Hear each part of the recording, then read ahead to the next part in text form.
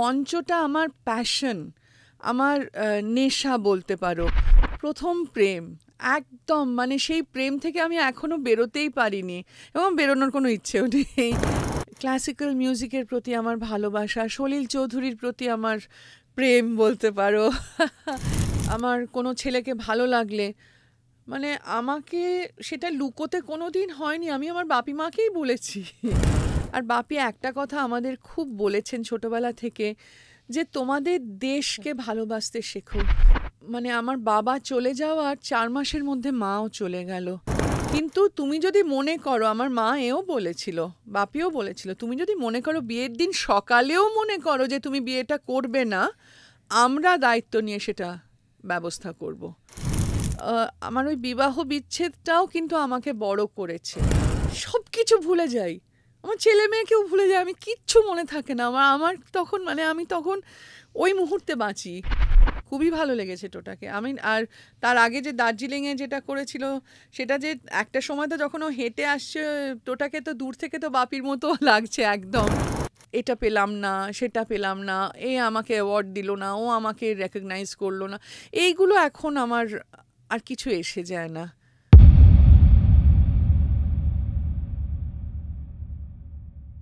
সঙ্গে সঙ্গীতায় আপনাদের সঙ্গে আমি সঙ্গীতা। আজকের এই পডকাস্টে আমাদের সঙ্গে রয়েছেন নাট্য ব্যক্তিত্ব এবং অভিনেতা সৌমিত্র চট্টোপাধ্যায়ের কন্যা পৌলমী বসু চট্টোপাধ্যায়। পৌলমীদির সঙ্গে তো অনেক গল্প হলো, অনেক অজানা কথা জানতে পারলাম। আপনারাও দেখুন, আপনাদেরও ভালো লাগবে।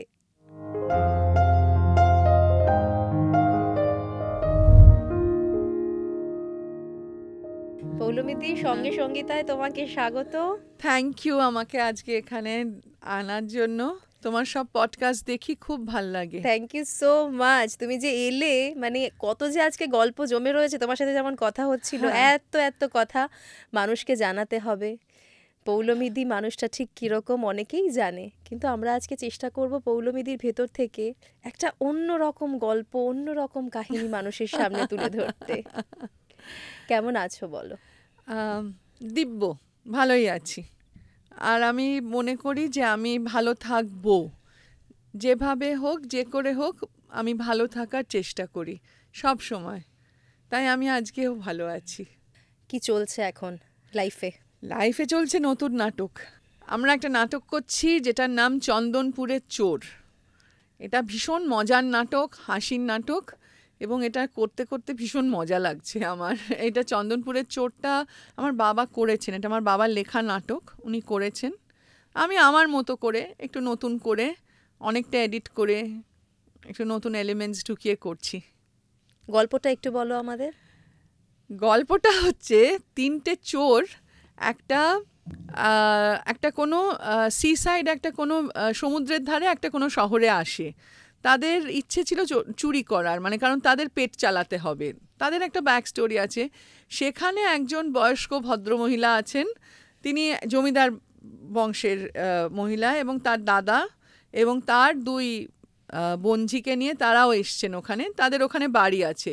ভদ্রমহিলার মাথায় একটা দুষ্টু বুদ্ধি আসে, তিনি চান এই চোরগুলোকে দিয়ে, ওনার ভীষণ বোরিং সময় কাটছিল, উনি একটু মজা করার জন্য এই চোরগুলিকে বলেন, আচ্ছা আপনি সেই ওইখানকার রাজা না, ওখানকার জমিদার না? চোরগুলো বলে, হ্যাঁ হ্যাঁ আমরা তাই। এরকম করতে করতে একটা সিরিজ অফ মিসআন্ডারস্ট্যান্ডিং, ভীষণ মজার সব সিচুয়েশন ঘটতে থাকে। পরে দেখা যায় যে আসলে এই ভদ্রমহিলা সবই জানতো প্রথম থেকে, উনি এদের নিয়ে একটু মজা করছিলেন। কিন্তু দেখা গেল এই চোরগুলো নামেই চোর, আসলে এরা কেউ চুরি করতেও চায় না, এবং ওদের মনটা খুব ভালো, এবং এই 2 বঞ্জির সঙ্গে 2টো চোরের ভালোবাসা হয়। একটা খুব ওয়েল রাউন্ডেড নাটক, এখানে প্রেম, ভালোবাসা, হাসি, কান্না সব আছে। তাহলে দেখতেই হবে না, প্লিজ এসো, প্লিজ দেখতে এসো। আমাদের যিনি দলের কর্ণধার বিলু, আমার বন্ধুও বটে খুব, ও বলল যে চল এবার একটা কিছু মজার কিছু করি, এটা একটা যাতে মানুষ প্রাণ খুলে একটু হাসতে পারে। তো সেই জন্যে এই নতুন নাটকটা করা, কমেডিটা করা। আমরা খুব এনজয় করেছি করতেও, আমার সঙ্গে শঙ্কর চক্রবর্তী অভিনয় করছেন এটাতে, আর আমরা খুব আনন্দে কাজটাও করেছি, এবং আমার মনে হচ্ছে মঞ্চে সেই আনন্দটা না রিফ্লেক্টেড হচ্ছে। এই ব্যাপারটায়, মানে আমি যেই তোমাকে স্টেজের কথা বললাম, থিয়েটারের কথা বললাম, নাটকের কথা বললাম, তোমার মুখটা কিন্তু একদম ব্রাইট হয়ে গেল। না, এটা না হতে বাধ্য, কারণ মঞ্চটা আমার প্যাশন, আমার নেশা বলতে পারো। আমি যখন খুব ছোট ছিলাম তখন থেকেই তো আমি নাচছি, এবং আমি আমার আরেঙ্গেত্রম মানে যেটা ভরতনাট্যমে বলে যে আমার ফার্স্ট প্রফেশনাল পারফরমেন্স বলতে পারো, বা রঙ্গপ্রবেশ যেটা বলতে পারো, সেটা করেছিলাম আমি 12 বছর বয়সে। তার আগে থেকে আমি স্টেজে নাচছি, স্টেজে উঠছি। আমি তার আগে অমলা শঙ্করের কাছে নাচ শিখতাম, তারপরে আমার গুরু কালামান্ডলাম থাঙ্কামানি কুট্টির কাছে গেলাম নাচ শিখতে। তো আমার কাছে না মঞ্চটা একটা আহ, ওটা হচ্ছে আমার ড্রিম, মানে ওটা আমার কি বলবো, ওটা আমার সব থেকে ভালো স্পেস, প্রথম প্রেম। প্রথম প্রেম একদম। মানে সেই প্রেম থেকে আমি এখনো বেরোতেই পারিনি, এবং বেরোনোর কোনো ইচ্ছেও নেই। ওটা না মানে আমি নাচতাম তো তো তখন সেই ভরতনাট্যম ওই ছোটোবেলা থেকে ওই পুরো টিনেজটা পুরো আমি শুধুই মঞ্চে কাটিয়েছি। ইনফ্যাক্ট থিয়েটারটাও আমি ওই টিনেজেই শুরু করি, স্কুলে তো করতামই। তারপরে আমার শুরু হয়, উৎপল দত্ত একদিন ডেকে পাঠালেন, কারণ ওনার মেয়ে বিষ্ণুপ্রিয়া তখন জার্মানিতে পড়তে যাচ্ছে। তো ওদের একটা চরিত্র ছিল আজকের শাহজাহানে। তো ওরা মাকে ফোন করে, বাপিকে ফোন করে জিজ্ঞেস করলো যে আমি ওটা করতে পারবো কি না। তো ওরা বললো হ্যাঁ হ্যাঁ, ও তো স্কুলে নাটক করে, আপনার কাছে গেলে শিখতে পারবে। তো তখন আমার 18 বছর বয়স। তো তখন থেকে আমি থিয়েটারের মধ্যে ঢুকে যাই, আর নাচটা তো চলেইছে। তো এই মঞ্চটা আমার কাছে না, ওটা আমার প্রেম শুধু না, ওটা না আমার কাছে একটা খুব সিকিওর জায়গা। মানে ওখানে গেলে আমি জানি আমি, আমার কাছে তখন কোনো আহ, ক্ষোভ, কোনো অপ্রাপ্তি, কোনো ব্যথা, কোনো বেদনা, কোনো কিচ্ছু কাজ করে না। তখন না আমি একটা অন্য জগতের মধ্যে ঢুকে যাই। তখন শুধু চরিত্র আর আমি, তখন শুধু সেই সেই একটা অজানা অচেনা, সে একটা জগৎ, সেই আমার থিয়েটারের জগৎ। আর ওই লাইটগুলো জ্বলে ওঠে, মেকআপের গন্ধ একটা আছে দেখবে, লাইটের একটা ঈষৎ একটু পোড়া গন্ধ। আমার ভীষণ ভালো লাগে। আস্তে আস্তে যখন মঞ্চ থেকে কার্টেনটা খোলে, ও একটা মানে একটা থ্রিলিং একটা ব্যাপার। থ্রিলিং ব্যাপার তখন না, মানে অ্যাড্রেনালিন একটা রাশ হয় আমার। মানে এর থেকে আমার বাপি আমায় খুব ছোটবেলায় বলতো যে তোমার নেশাটাকে না পেশা করো মিটিল, দেখবে কোনোদিন কষ্ট হবে না। তো তাই সেটাই মঞ্চটা হয়েছে। সেটাই হয়েছে কিন্তু। আর এটা করতে গিয়ে তুমি কিন্তু ফিল্মের দিকটায় খুব একটা দেখলাম না আমরা তোমাকে, আমরা কিন্তু পেলাম না তোমাকে। হ্যাঁ, এটা তুমি বলতে পারো। আমি যখন ইয়াং ছিলাম, এই বুড়ি বয়সে যখন আসিনি, যখন বেশ ইয়াং ছিলাম, মানে ধরো লেট, মানে আর্লি 20s বা লেট টিনেজার, তখন আমি অফার পেয়েছিলাম ফিল্মের। এই নয় যে পাইনি, কিন্তু না তখন কোনো না কোনো কারণে হয়ে ওঠেনি। আহ, পড়াশুনো ছিল, নাচ ছিল, মঞ্চ ছিল, ওইগুলোর জন্য আহ, হয়ে ওঠেনি। আর আমি যে খুব সিরিয়াসলি সেটা নিয়ে ভেবেছি তাও না, হয়নি হয়নি। কিন্তু কোনোদিন মনে হয়নি যে বাবার এত সাফল্য, মানে এরকম একটা মানুষ, মানে যিনি প্রত্যেকটা মানুষের ঘরে ঘরে প্রত্যেকে চেনে, বাঙালি এমন কেউ নেই যিনি সৌমিত্রবাবুকে চেনেন না। পৃথিবীর বাদবাকি জায়গাতেও তো মানে বাদই হ্যাঁ, দাও, আমি মানে শুধু বাঙালিদের নিয়ে কথা বলছি। সেখানে কখনো মনে হয়নি যে অতটা গভীরে, মানুষের মনের অতটা গভীরে পৌঁছবো?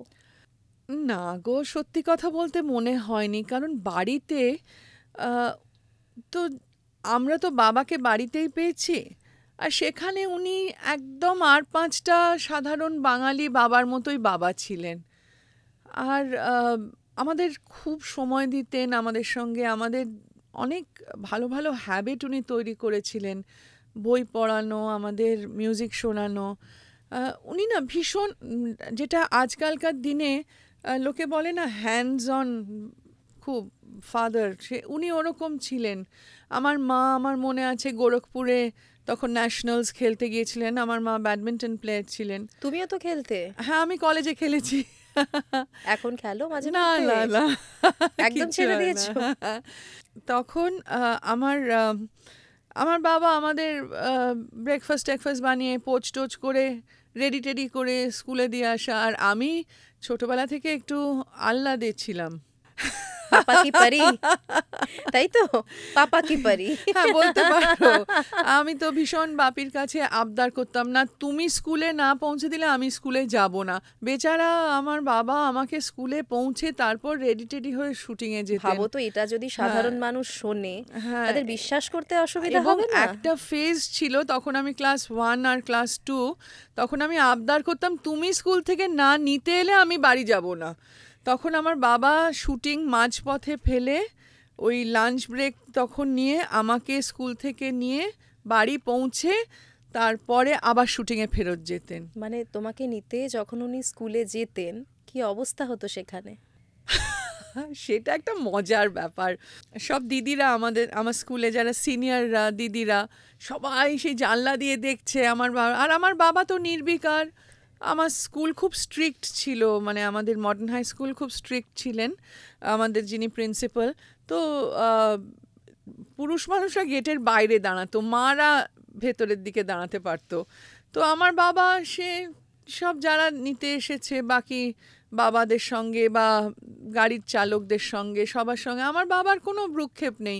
তখন উনি খুব সিগারেট খেতেন, ও বাইরে দাঁড়িয়ে দাঁড়িয়ে সিগারেট খেয়ে যাচ্ছে, কি ভাবছে নিজের মনে আমি এলে। আর আমি দেখতাম যে সে একদম স্কুল প্রায় ভেঙে পড়ছে ওনাকে দেখার জন্য। তো আমি একদিন একটা দিদিকে বলেছিলাম, তোমরা ওরকম করে কেন আমার বাবাকে দেখছো, আমি কি তোমাদের বাবাকে দেখি? আমার তখন মানে মানে ওই বোধটাই তৈরি হয়নি যে তোমার যে বাবা ঠিক কে। হ্যাঁ, এবং আমার বাবাকে দেখারই মতো যে তিনি একজন মানুষ, আমার সেটি বোধটাই তৈরি হয়নি। আমি ভাবতাম আমার বাবা তো, আমার বাবা আমার কথায় উঠবে, আমার কথায় বসবে, আমি যা বলবো তাই করবে। সেটা এখন যেন এই বয়সে এসে আমি বুঝতে পারি সঙ্গীতা, সেটা কত কত শক্তি দেয় আমাকে, মানে সেটা একটা আমার সোর্স অফ স্ট্রেংথ যে আমি আমার বাবা আর মার কাছ থেকে এতটা ভালোবাসা পেয়েছি, এতটা আদর শুধু না, এতটা বন্ধুত্ব পেয়েছি তাদের কাছ থেকে। মানে তারা যে আমার কি ভালো বন্ধু ছিলেন, তাদের কাছে এমন কিছু ছিল না পৃথিবীতে যা আমি গিয়ে বলতে পারিনি। তুমি প্রচন্ড ভালো একটা ছোটবেলা পেয়েছো ওনাদের থেকে। হ্যাঁ, জানো তো সেটা প্রায় ইউটোপিয়ান, মানে ওরকম ছোটবেলা খুব কম মানুষের হয়। আর আমি আমি তো ঈশ্বরের কাছে আমি তাই খুব কৃতজ্ঞ যে আমাকে এত সুন্দর ছোটবেলাটা আমি পেয়েছি, যে আমার বাবা মা এত সাপোর্টিভ ছিল, এত বন্ধুত্বপরায়ণ ছিল, এবং আমি যে মানুষটা আজকে তারাই তৈরি করেছে। কিন্তু আমার যা ভালো লাগে, যে ধরনের মিউজিক আমি শুনি, ক্লাসিক্যাল মিউজিকের প্রতি আমার ভালোবাসা, সলিল চৌধুরীর প্রতি আমার প্রেম বলতে পারো, বা western classical, Carnatic music, south Indian classical, সবই তো আমার বাবা মাই আমাকে ইন্ট্রোডিউস করেছিল। এই যে বই পড়া, আমাদের বাড়িতে না ছোটবেলায় বোর্ড হওয়ার কোনো, আমাদের ওটা অ্যালাউড ছিল না বলা যে আমার বোর্ড লাগছে, এটা কোনো দিন এটা অ্যালাউড ছিল না। এটা আমাদের ছোটবেলাতেও আমরা বলার জায়গা না। পাইনি গো।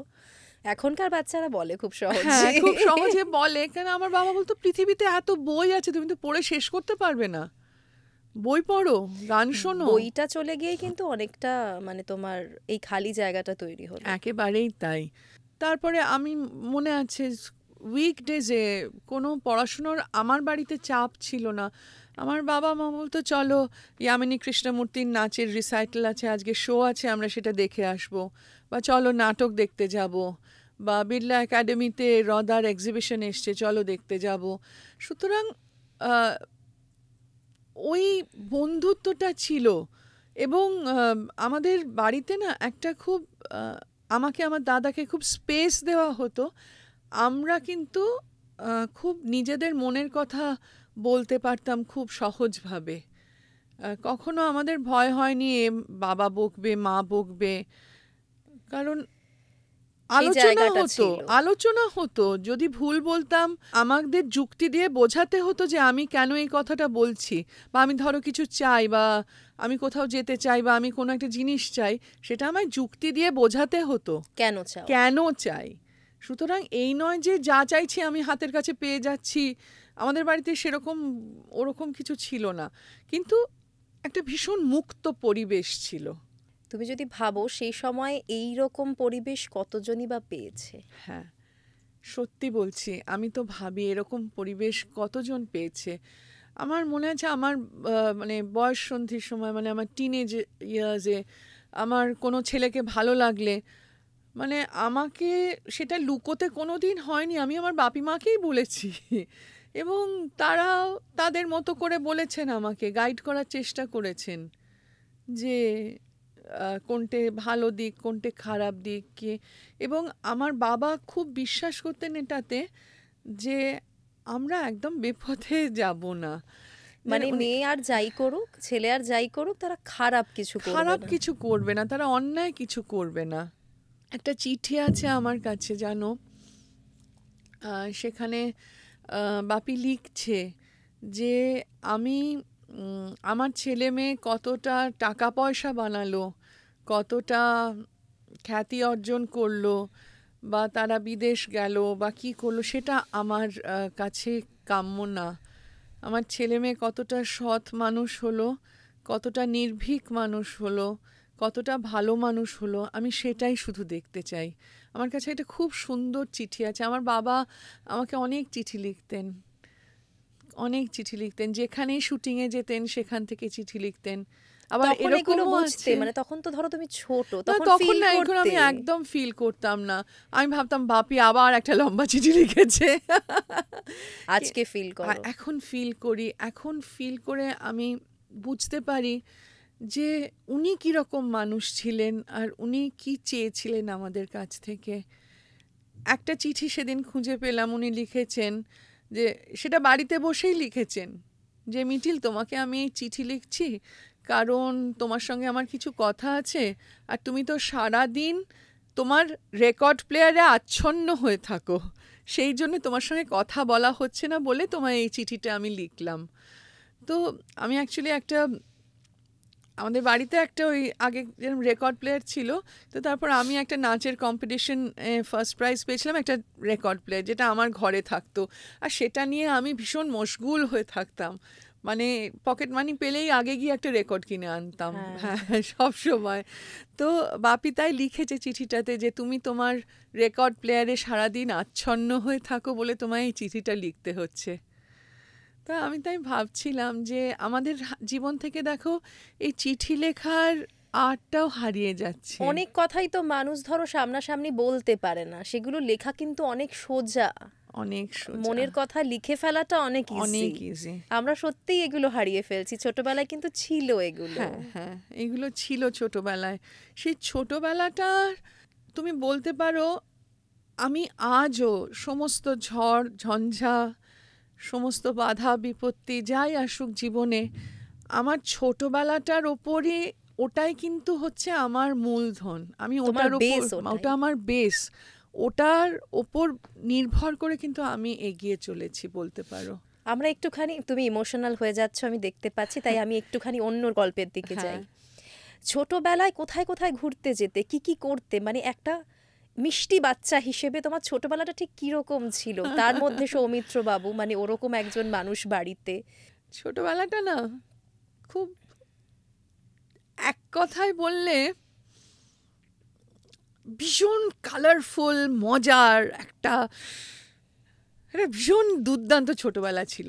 আমরা একটা পাড়ায় বড় হয়েছিলাম, লেক টেম্পল রোডে, যেখানে আগে 3 নম্বর লেক টেম্পল রোড, যেখানে আগে সত্যজিৎ রায় থাকতেন। আমরা তারপর সেই বাড়িটায় আসি, সেটাও ভাড়া বাড়ি ছিল।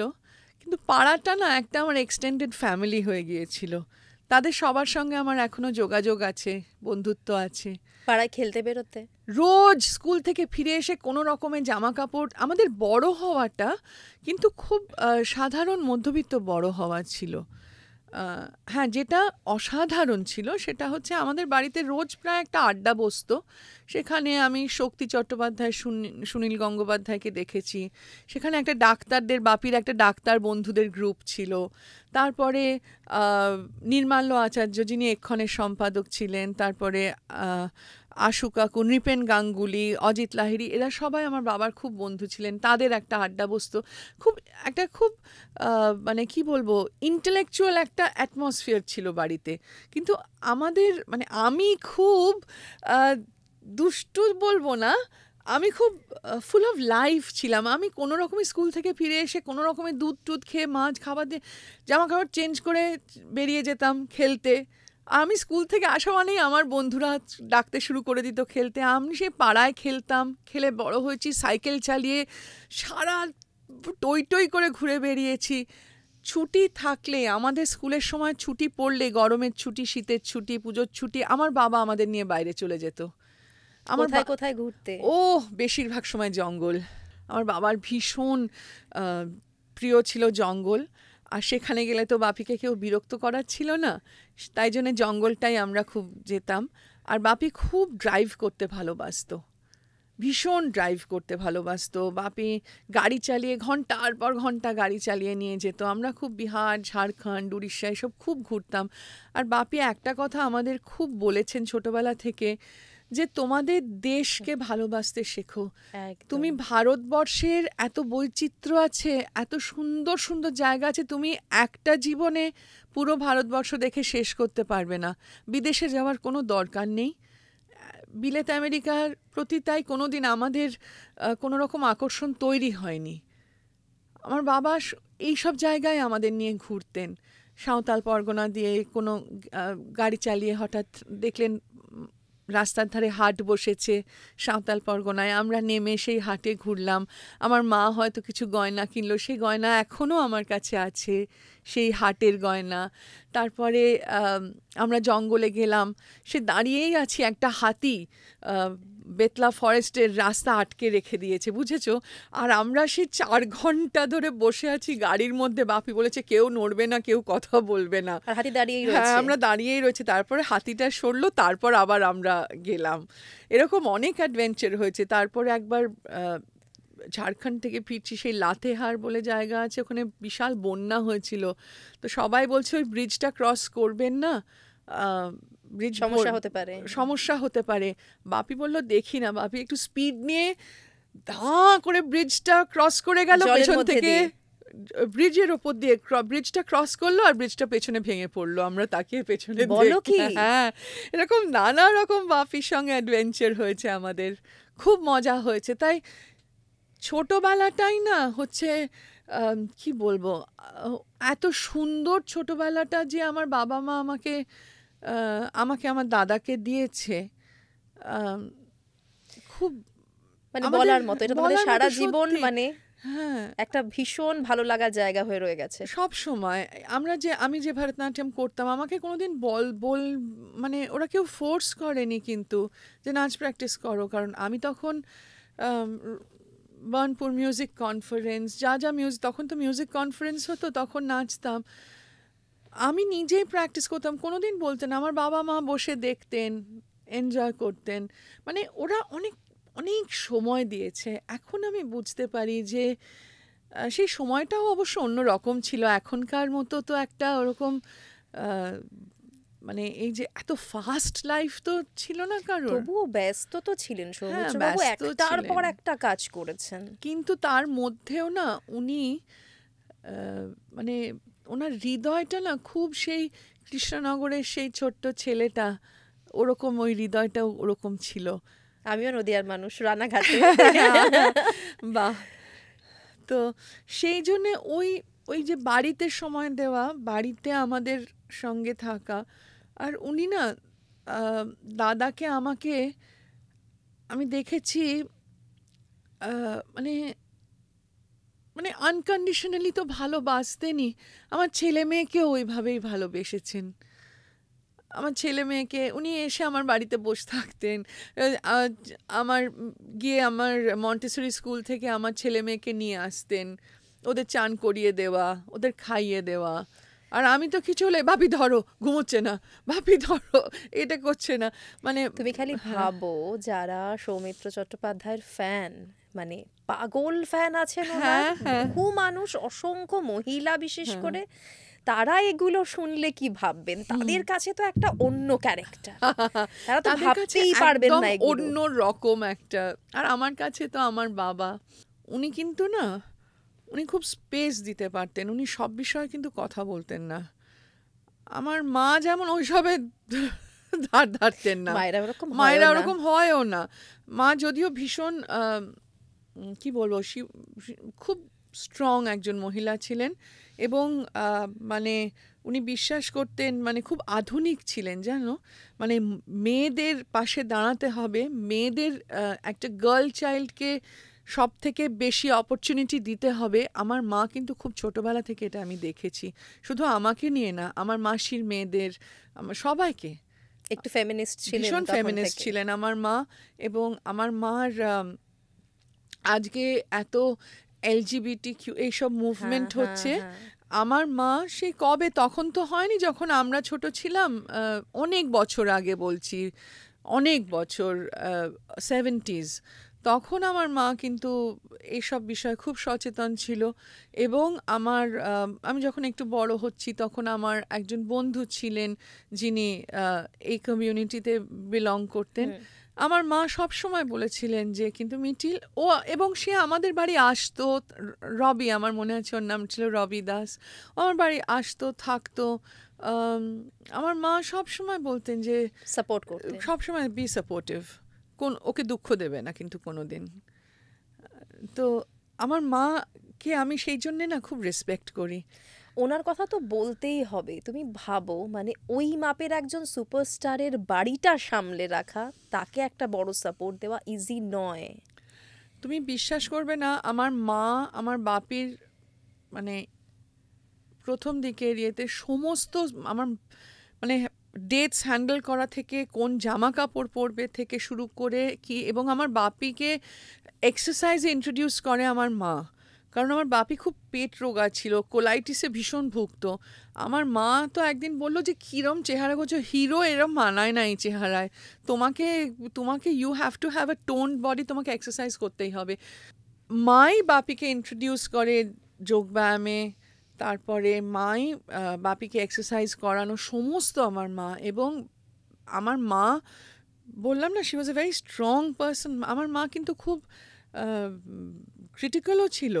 বাপির কবিতা, বাপির লেখা, মা ভীষণভাবে ওরা আলোচনা করতো, ওরা ডিসকাস করতো, ওরা মানে সেটাকে যুক্তি দিয়ে খণ্ডন করা আমাদের বাড়িতে এটা একটা বিশাল বড় ব্যাপার ছিল। বা আমার নাচ ধরো, বা আমার অভিনয়, মার ভালো না লাগলে মা পরিষ্কার বলে দেবে, এবং মার ভীষণ কোনো স্ট্রেট ফরওয়ার্ড মা পরিষ্কার আমার মনে আছে আমার একটা অনুষ্ঠান, এবং সেটা ভাই আমার ছেলে মেয়ে বড় হয়ে যাওয়ার পর রবীন্দ্র সদনে ছিল, এটা আমি বলছি 2010 বা 11 হবে, রবীন্দ্র সদনে ছিল একটা মোহিনী আট্টম পারফরমেন্স আমার, মানে সোলো না, গ্রুপের সঙ্গে। তো আমার নাচের স্কুলের গ্রুপের সঙ্গেই সব ছিল। তো আমি বললাম, মাকে বললাম কেমন লেগেছে, মা বলল অনেক সময় তোমার একটা দোলা হাস্তা ঠিক করে হয়নি। মা পুরো সবার সামনে ওরকম করে রবীন্দ্র সদনের গ্রিন রুমে আমাকে বলে দিল। আমার না সেই মুহূর্তে খুব খারাপ লেগেছিল, কিন্তু পরে সময় আর ডিস্টেন্স তোমাকে শেখায় না, তখন আমি বুঝলাম যে না, মা তো ঠিকই বলেছে। মা, আমি যখন ছোটবেলায় নাচতাম, মা ছবি তুলতো, তুলে আমাকে দেখাতো যে দেখো এইখানে এই পারফেকশনটা হয়নি, দেখো এইখানে এটা করতে হবে। আমার মা ভীষণ অন্য রকম মানুষ ছিলেন, ভীষণ। মানে তুমি ভাবো, আমি ভাবছি তোমার কথাটা শুনে খালি, যে উনি নিজে তোমার সমালোচনা করতেন যাতে অন্য কেউ করতে না পারে। একদম তাই, একেবারে তাই। এবং আমার বাবা না এটা খুব অ্যাপ্রিসিয়েট করতো। আমার বাবা মা প্রচণ্ড ঝগড়া করতো, কিন্তু এটা আমি তোমাকে সব বলছি, হাজবেন্ড ওয়াইফ করে। ওরে বাপরে কি ঝগড়া ওদের, মানে ভাবা যায় না, সত্যি বলছি ভাবা যায় না। ভীষণ ওদের মধ্যে অনেক ডিফারেন্সেসও ছিল। মানে এইটা আমি হয়তো একটা খুব সুন্দর আমার ছেলেবেলার ছবি তোমাকে দেখাচ্ছি, হয়তো আমার থেকে তুমি হয়তো একটা সুন্দর ছবি দেখতে পাচ্ছ, কিন্তু তার মানে এই নয় যে আমার বাবা মার মধ্যে ডিফারেন্সেস ছিল না। মানুষের লাইফ তো পিকচার পারফেক্ট পিকচার হয় পারফেক্ট না। হয় না, তাদের নিশ্চয়ই ডিফারেন্সেস ছিল, কিন্তু আমার মার কে আমার বাবা শেষ দিন অবধি রেসপেক্ট করে গেছে। আমার মার ট্রিমেন্ডাস বুদ্ধিমত্তা, আমার মার ইন্টেলিজেন্স, আমার মার ভ্যালিউ সিস্টেমের জন্য। আমার মা ছিল হচ্ছে সেই বেস যার ওপর আমরা সবাই ছিলাম। এবং কি আশ্চর্য জানো, আম, মানে আমার বাবা চলে যাওয়ার 4 মাসের মধ্যে মাও চলে গেল। আমার মা কিরকম যেন, মানে মা না কিরকম হাল ছেড়ে দিল বাপি জুটিটা চলে ভেঙে যাওয়ার গেলে পর। অনেকে থাকতে পারেন না। হ্যাঁ, মনে হয় তাই। আমি খুব খুব চেয়েছিলাম মা থাকুক, কারণ বাপি চলে যাওয়াটা আমার কাছে না মানে ভয়ঙ্কর শকিং ছিল, ভীষণ শকিং ছিল। তা আমি খুব মাকে আঁকড়াচ্ছিলাম, কিন্তু মা কিরম ছেড়ে দিল হাল। আসলে ওদের বন্ধুত্ব ছিল ক্লাস 8 থেকে, মা তখন 8-এ পড়তো, সেই থেকে ওদের সম্পর্ক, এতদিনের সাথী, এতদিনের ভালোবাসা, ভালোবাসা, ঝগড়া, সবকিছুর সবকিছুর পার্টনার। পার্টনার ওরা। এবং ওরা ঝগড়া করলে কি হবে, ওরা মানে কোনো ব্যাপারে আমার বা দাদার ক্ষেত্রে সেইখানে আবার ঠিক একদম মানে আমি One তাই team. এক টিম হয়ে যেত। আমি তো বলতাম যে আশ্চর্য তোমাদের, মানে খুব রেগে যেতাম ওদের ওপর। অনেক কিছু শিখেছো এই জায়গাটা থেকে। হ্যাঁ, নিশ্চয়ই শিখেছি, নিশ্চয়ই শিখেছি। তুমি যখন খুব অল্প বয়সে বিয়েটা করলে তখন কি বাড়ির লোকের সাপোর্ট পেয়েছিলে? দেখো, আমার বলেছিলাম না আমার বাড়িতে একটা খুব মুক্ত স্পেস ছিল। আমার বাবা মা বলেছিল তুমি যদি সত্যি বিয়েটা করতে চাও করো, আমরা তোমাকে বাধা দেব না। ওদের ফ্যামিলিটা ভালো ছিল, কিছুতেই বাধা দেব না। কিন্তু তুমি যদি মনে করো, আমার মা এও বলেছিল, বাপিও বলেছিল, তুমি যদি মনে করো বিয়ের দিন সকালেও মনে করো যে তুমি বিয়েটা করবে না, আমরা দায়িত্ব নিয়ে সেটা ব্যবস্থা করব, কিন্তু তুমি ভেবে দেখো, খুব ভেবে দেখো। কিন্তু তখন তো ভাবনা চিন্তার সময় ছিল, আমার তো সেই মেন্টাল স্পেসটা ছিল না। আমি বিয়েটা করেছিলাম, তারপরে আমার ছেলে মেয়ে হয়, তাদেরই, কিন্তু ছেলে মেয়ের সঙ্গে সঙ্গে না আমি বড় হয়েছি, আমি একদম ম্যাচিওর ছিলাম না। তুমি তো অনেক অল্প বয়সে বিয়ে বিয়ে করেছো, করছি খুব আর স্বাভাবিক। বাড়িতে একটা না খুব মানে খুব আইডিয়াল পরিবেশ ছিল, বলছি না, ক্লাসিক্যাল মিউজিক, এই বই, ওই পেন্টিং, এরকম একটা বিয়ের অ্যাটমসফিয়ার। পরে দুনিয়াটা একটু বদলায়, হ্যাঁ, বিয়ের পর ছেলে মেয়ে হওয়ার আর পর অনেক বেশি। অনেক বেশি। এবং তখন আমি পৃথিবীটাকে জানতে শিখলাম, পৃথিবীটাকে বুঝতে শিখলাম আস্তে আস্তে, খুব ধীরে ধীরে।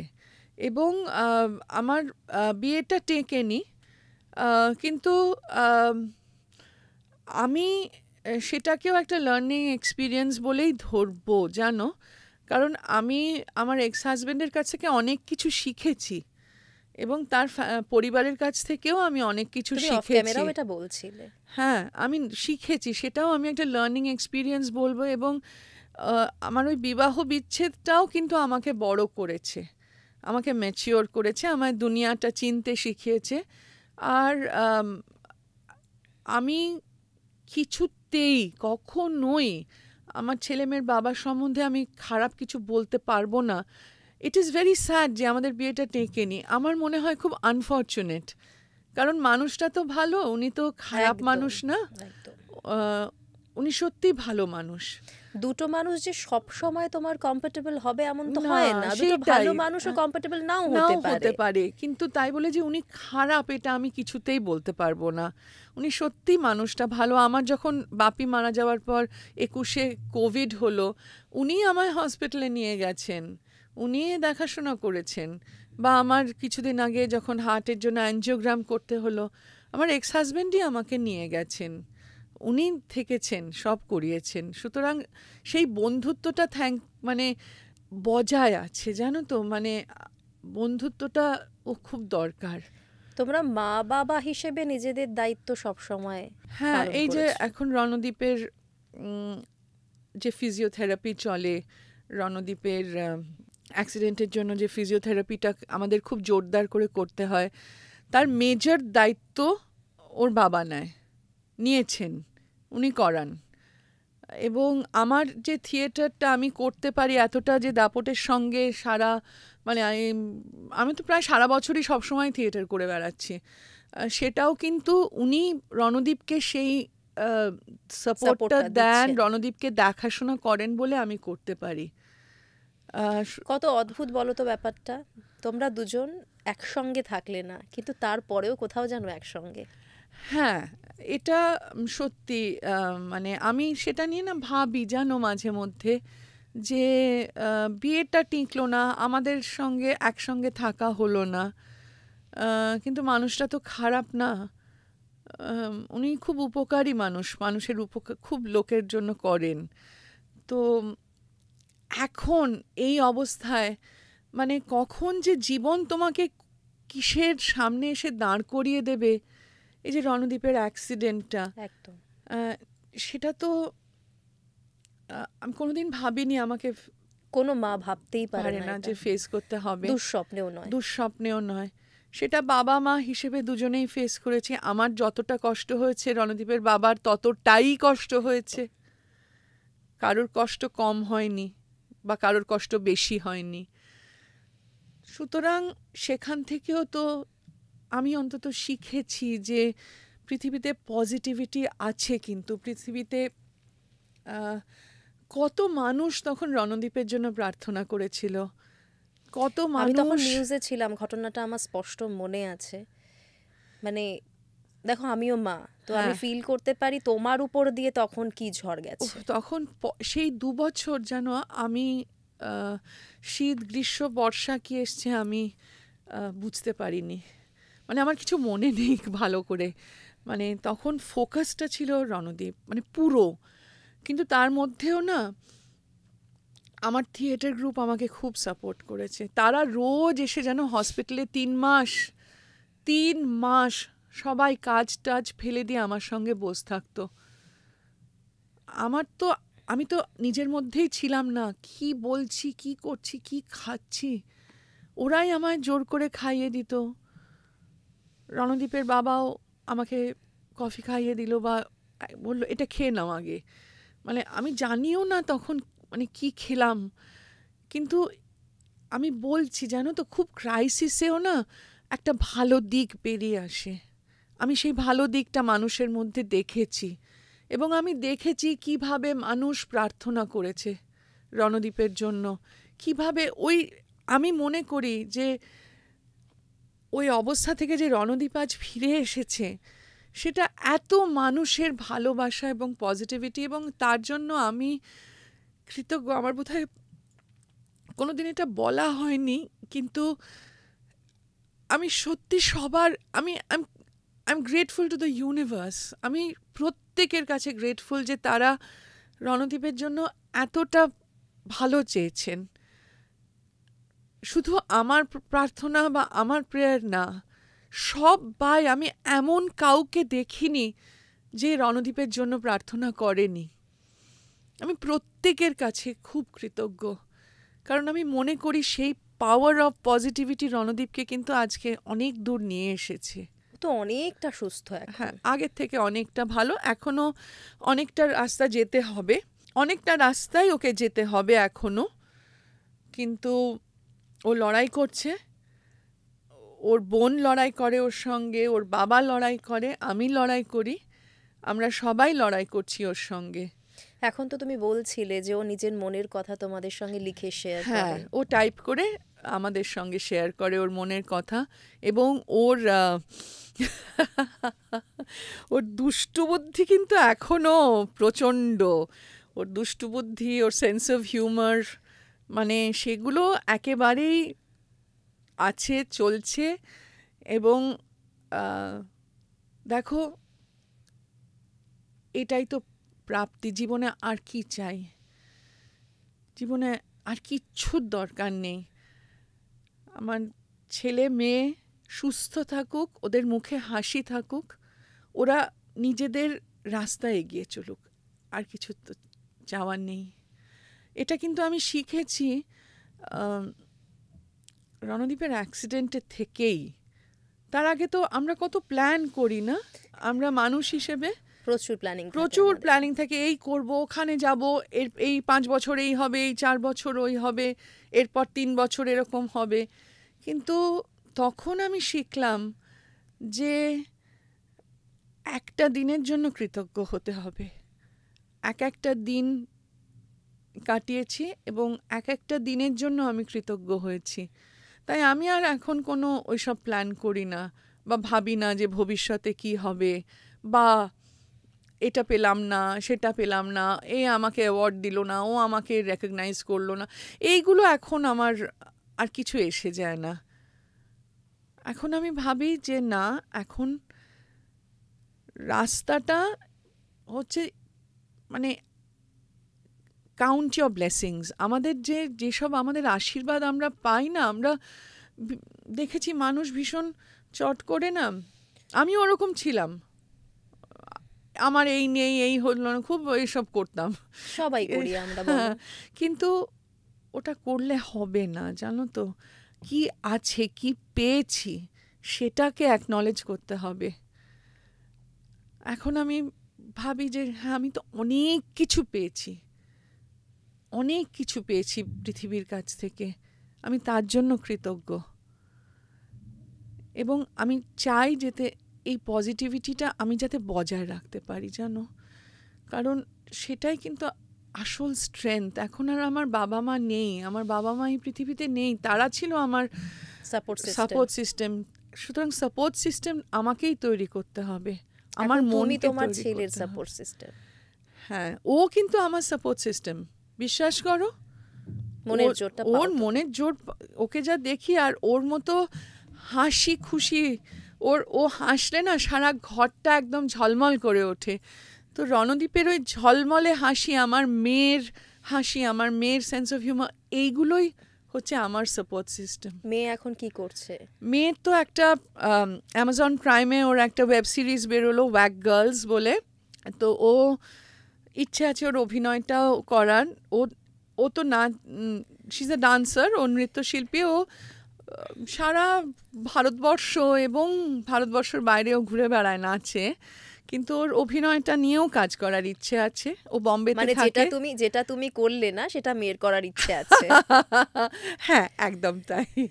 তুমি কি এখনো ভাবছো না যে এখনো কোনো অভিনয় করার ব্যাপারে বড় পর্দায়? বড় পর্দায় হ্যাঁ, এখন হয়তো আমার যেহেতু এখন আমি অনেক mentally I am settled, I am stable, এখন আমি হয়তো অফার পেলে করতে পারি, তাতে অসুবিধে নেই। কিন্তু মঞ্চ ছেড়ে দিয়ে আমি থাকতে পারবো না। মঞ্চ ছাড়তে হবে না তো, মঞ্চের সঙ্গে সঙ্গে ওটাও করো। আমার মঞ্চে যখন আমি থাকি না, আমি না সব কিছু ভুলে যাই, আমার ছেলে মেয়েকেও ভুলে যাই, আমি কিচ্ছু মনে থাকে না আমার তখন। আমি তখন ওই মুহূর্তে বাঁচি। দিদি, তোমার ছোটবেলা নিয়ে অনেক গল্প করলাম, কিন্তু যখন তুমি ধরো বড় হলে, যে সময়টায় তুমি বুঝতে পারছো যে তোমার বাবাকে নিয়ে মানুষের মধ্যে একটা ভয়ঙ্কর ক্রেজ রয়েছে, তখন সেই ব্যাপারটা কিভাবে ডিল করতে? সেটা না, আমাকে সত্যি বলতে কি খুব একটা ডিল করতে হয়নি। আমার সেই সময়টা যখন বড় হচ্ছি, আমার নিজেরও একটা নাচের একটা জীবন চলছে, স্কুল নাচ, কলেজ নাচ, এসবই চলছে তখন। এবং আমি বুঝতে পারতাম, আমার অবভিয়াসলি বুঝতে পারতাম যে সবাই যেভাবে বাপিকে নিয়ে মাথামাথি করছে বা বাপি এত কাজ করছে, কিন্তু সেটা আমি আমার মাকেই ক্রেডিট দেব। আমার মা আমাদের খুব সুন্দরভাবেই গাইড করেছিলেন যে তোমাদের কাজ তোমরা করো, বাপির কাজ বাপি করছে। বাপিও খুব নর্মাল ছিল বাড়িতে, আমার বাবা হিসেবেই বাপি সবসময় ছিল। সেটা তো বটেই, কিন্তু ধরো তোমার কলেজে বন্ধু বান্ধবরা, তাদের মধ্যেও নিশ্চয়ই একটা পাগলামো কাজ করতো।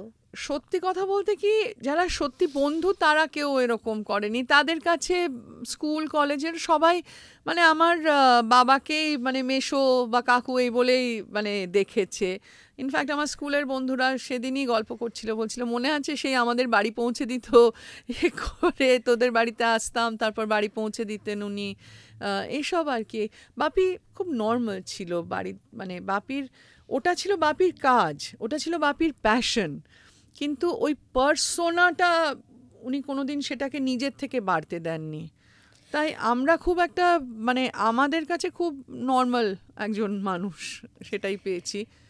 সৌমিত্র বাবুর মানে কোন কাজটা তোমার মনের সব থেকে কাছে, মানে যে জায়গাটাতে তোমার মনে হয়েছে বা দারুণ লাগলো? তাহলে অনেকগুলো কাজের কথা বলতে হয়।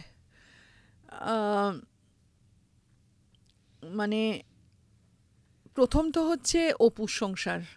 মানে অপু হিসেবে আমি দেখেছি যে মানে অপু রেপ্রেজেন্টেড আ জেনারেশন, অপু রেপ্রেজেন্টেড দ্য টাইমস, ওই সময়টাকে অপু রেপ্রেজেন্ট করেছিল। মানে এবং ওটা যে বাপির প্রথম ছবি, আর সেই বাপির সেন্সিটিভিটি, বাপির তাকানো, বা অপর্ণার সঙ্গে যে সুন্দর সম্পর্ক, বা যখন একদম লাস্ট সিনে যখন বলছে তুমি যাবে আমার সঙ্গে কলকাতায়, বলছে তুমি কে, তখন যে বলছে তোমার বন্ধু, মানে আমি ওটার বাইরে কোনো দিন ভাবতে পারিনি। এবং কি অদ্ভুতভাবে বাপি সবসময় আমাদের ওই বন্ধুই থেকেছে। আরেকটা কাজ যেটা আমার বাপির অসম্ভব ভালো লেগেছিল সেটা হচ্ছে সংসার সীমান্তে, যেটা মানে ওরকম একজন সুন্দর দেখতে মানুষ, বাপি তো খুব সুন্দর দেখতে ছিলেন, কিন্তু সে কিভাবে নিজেকে ভেঙে, আর উনি খুব শিক্ষিত, মানে ভীষণ সফিস্টিকেটেড, মানে কালচার্ড একজন ইন্টেলেকচুয়াল মানুষ, সে নিজেকে কিভাবে ভেঙে অঘোর চোরের একটা চোরের চরিত্র করলো, সেটা আমার কাছে খুব ফ্যাসিনেটিং লেগেছিল। নট জাস্ট বাপির মেয়ে হিসেবে বা একজন একজন অভিনয় স্টুডেন্ট হিসেবে, যে একটা মানুষ নিজেকে কিভাবে ভাঙতে পারে চরিত্রের প্রয়োজনে, সে নিজেকে কিভাবে মোল্ড করে একটা ওই রকম একটা, যাকে আমি চিনি ওরকম কালচার্ড একটা শিক্ষিত মানুষ একটা অঘোরের মতো একটা চোর হতে পারে। এইখানেই আমার বাপির কাজের আমার ভয়ঙ্কর যেটা ভালো লাগে, যে বাপির এই ভার্সেটালিটি, এই যে এত রকম চরিত্র। উনি কিন্তু কোনোদিন কোনো চরিত্রে সৌমিত্র চ্যাটার্জি হননি, উনি সেই চরিত্র হয়েছেন। উনি যখন গণদেবতা করেছেন তখন উনি দেবু পণ্ডিত, একদম ঠিক মনে হচ্ছে সেই গ্রামের, সেই ওইখান দিয়ে হেঁটে আসছে গ্রামের মাটির রাস্তা দিয়ে দেবু পণ্ডিত, কাঁধে একটা চাদর নিয়ে।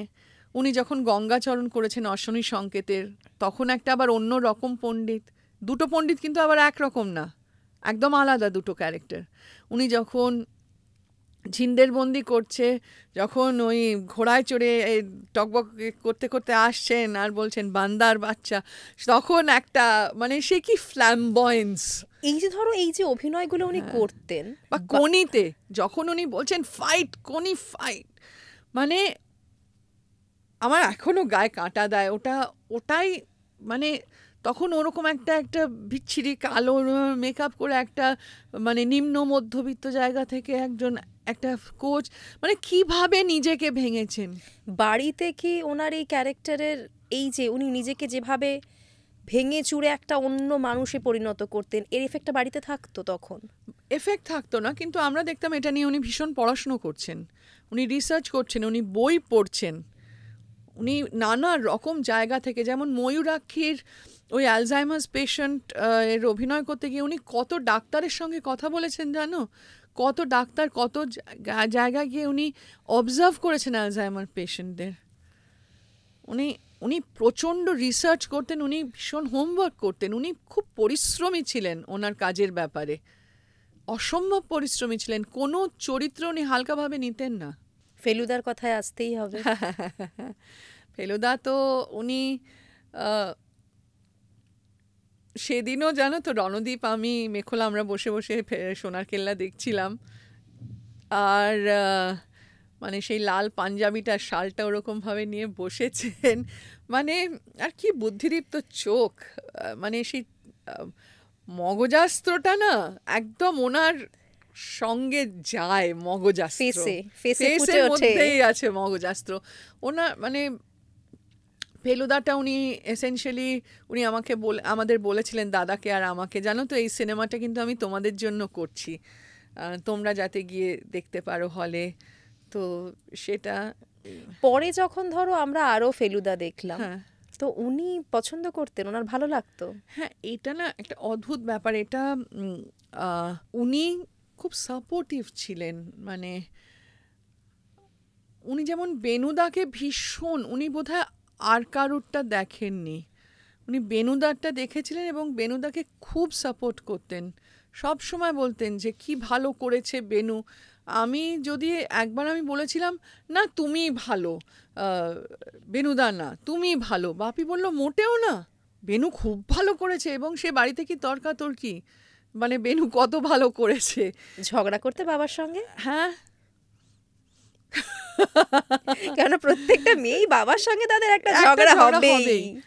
তো সেটাই, সুতরাং উনি খুব সাপোর্টিভ ছিলেন। তাই মানে যখন ইন্দ্রনীলকে দেখলাম, তারপরে টোটাকে দেখলাম, ও আমি কাল রাত্রিরেই বসে দেখছিলাম হইচইতে টোটাল লেটেস্টটা কাশ্মীর নিয়ে। কাশ্মীরি ভূস্বর্গ ভয়ঙ্কর হ্যাঁ, সামথিং এরকম ওটাই, নামটা আমি হ্যাঁ, দেখেছি, হ্যাঁ। নামটা গন্ডগোল হ্যাঁ, করছি এখন। নামটা আমি গন্ডগোল করছি, কিন্তু আমি কাল রাত্রিরেই দেখেছি।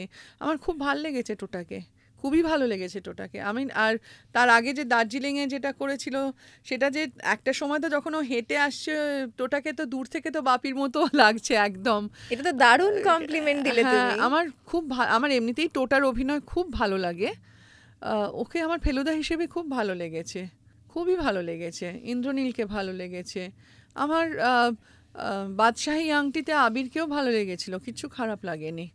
আমি কেন জানি না, আমাকে অনেকেই জিজ্ঞেস করে এটা, কিন্তু যে তোমার মনে হয় না, অনেকেই বলে যে তোমার বাবাই সব থেকে ভালো, কিন্তু ফেলুদা আমার মনে হয় সবাই করতে পারে। বয়সের একটা বয়সের পর গিয়ে তো তোমার তো ছাড়তেই হবে। আমার যেমন পরমব্রত একটা করেছিল, ওই বোধহয় বাংলাদেশের ইয়েতে ঋদ্ধি করেছিল তোপসে, ওটাও ভালো লেগেছিল। ওরা একটু মডার্নাইজ করেছিল, ওটাও একটা ইন্টারেস্টিং। তারপরে তুমি প্রচুর সিনেমা দেখো। হ্যাঁ, আমি দেখি, খুব দেখি, খুব দেখি। কিন্তু অপু যেমন, আমি আর পৃথিবীতে আমি কাউকে ভাবতে পারি না যে অপু করতে পারে। মানে যদি তুমি কখনো রিমেক করার চেষ্টা করে কেউ, তুমি মোটে মেনে নেবে না, তাই তো? একেবারে না। অপু, কোনি, এই কতগুলো জিনিস জাস্ট হবে না। কিন্তু ফেলুদা আমার মনে হয়, এবং এই দেখো না, এই যে শার্লক হোমস, কত লোকে তো করছে শার্লক একদম। হোমস, কত রকমভাবে করছে। শার্লক হোমস নিয়ে কত রকম এক্সপেরিমেন্ট হচ্ছে। আমি তো মনে করি ইটস এ গুড থিং। আমার খুব ভাল লাগে এই ব্যোমকেশ, ফেলু, আমি এগুলো খুব দেখি, সাসপেন্স পছন্দ? ভীষণ পছন্দ করি। তুমি অনেক মানুষের সঙ্গে, মানে ধরো যাদেরকে আমরা পর্দার ওপারে দেখেছি, যে সমস্ত মানুষজনদের নিয়ে একটা ভয়ঙ্কর মানুষের মনে বিভিন্ন প্রশ্ন কাজ করে যে না জানি তারা কীরকম। তুমি উৎপল দত্তর কথা বলছিলে। তুমি অনেকের সঙ্গে কাছ থেকে কাজ করেছো, তাদের দেখেছো, তোমাদের বাড়িতে তারা এসেছেন। কেমন ছিল অভিজ্ঞতা? উনি অসম্ভব একটা জ্ঞানী মানুষ ছিলেন। আমি যখন রিহার্সালে গেছি ওদের সঙ্গে যেটুকু, এবং ওনার একটা অসাধারণ সেন্স অফ হিউমার ছিল। একবার একটা রিহার্সালে, তখন আমার ছেলে হয়েছে, ছেলে বোধহয় 9 মাস বা ও কাউকে রেখে যাওয়ার ছিল না। আমি ছেলেকে, আর আমার ছেলে যখন একদম ওই 9 মাস মানে 1 বছর মতো, ওকে না ভীষণ, ওকে একটু কীরকম বোঁচা বোঁচা একটু কীরকম একটা দেখতে ছিল। তো ইয়ে ছিল, তো তখন ওকে না আমি একটা লাল জামা, লাল প্যান্ট, লাল টুপি এরকম পরিয়ে দেরি করে ঢুকেছি রিহার্সাল, এবং সঙ্গে ছেলের দুধের বোতল সব নিয়ে হন্তদন্ত হয়ে ঢুকে বলছি, হ্যাঁ আমার দেরি হয়ে গেছে, না দেরি হয়ে, সরি দেরি হয়ে গেছে। উনি এরমভাবে বসেছিলেন, উনি আমায় দেখে বলছেন, এই তো মাও সেতুংয়ের মা চলে এসছে। আমার মনে আছে, আমি ভাবছিলাম যে উনি এরকমই কিছু একটা বলবেন হয়তো। ওনার খুব সেন্স অফ হিউমার ছিল, মানে আমাকে একটু বকুনিও দিল। বা আমার মনে আছে একদিন রিহার্সালে আমার গাড়ি আসতে দেরি করছিল, সবাই চলে গেছে, উনি বললেন বসো, মিউজিক শোনো আমার সঙ্গে বলে, উনি আমার মনে আছে উনি বেটোভেন কিছু চালিয়েছিলেন। মানে কি বলবো, আমি না তখন না ভীষণ ওনাকে না কিরকম একটা অদ্ভুতভাবে দেখতাম, মানে ওই মনটা ছিল না, মানে তুমিও স্টারস্ট্রাক আমি হতে? হ্যাঁ, আমি প্রচণ্ড স্টারস্ট্রাক ছিলাম ওনার সম্পর্কে। তো এবং কারণ ওনাকে আমি সব সময় স্ক্রিনে দেখেছি, বা ওনার নাটক বাপি দেখতে নিয়ে গিয়েছিল, তো সেই আর কি। সত্যজিৎ রায়। আমার কাছে মানিক জেঠু ভীষণ কি জানো তো, উনি আমাদের বাড়ির একটা মাপকাঠি ছিলেন, যে ভদ্রতা, জ্ঞান, সব কিছুর মাপকাঠি উনি ছিলেন। আমরা বাপি মাঝে মাঝে আমাকে দাদাকে নিয়ে যেত ওনাদের বাড়িতে। উনি কিন্তু না ছোটদের সঙ্গে এত সুন্দর করে কথা বলতেন, ওটা না শিক্ষণীয়।